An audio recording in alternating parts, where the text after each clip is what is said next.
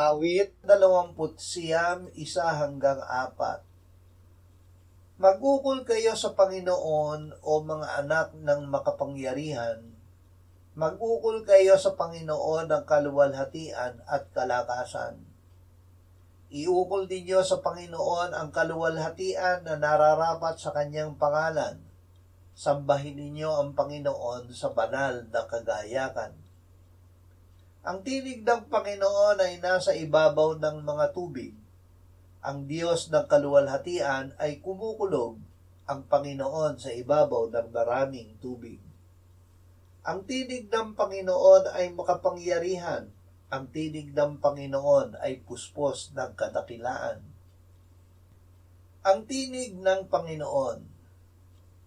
Nang pasimula, nilikha ng Diyos ang langit at ang lupa. Ang lupa ay walang anyo at walang laman, at binalot sa kadiliman ang kalaliman, samantalang ang Espiritu ng Diyos ay kumikilos sa ibabaw ng mga tubig. At sinabi ng Diyos, magkaroon ng liwanag, at nagkaroon ng liwanag. Ang Diyos na lumikha ng langit at lupa ay iisa. Siya ay may 3 persona, ang Ama, ang Anak, at ang Espiritu Santo. Ang Espiritu ng Diyos ay kumilos sa ibabaw ng mga tubig. Sa simula ay ang salita, at ang salita ay kasama ng Diyos, at ang salita ay Diyos.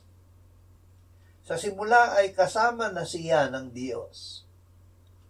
Ang Anak, ang salita, ang tinig ng Panginoon na paulit-ulit na nagsabi, magkaroon ng liwanag, magkaroon ng isang kalawakan, magtipon ang tubig na nasa silong ng langit, at iba pa na nilikha ng Diyos.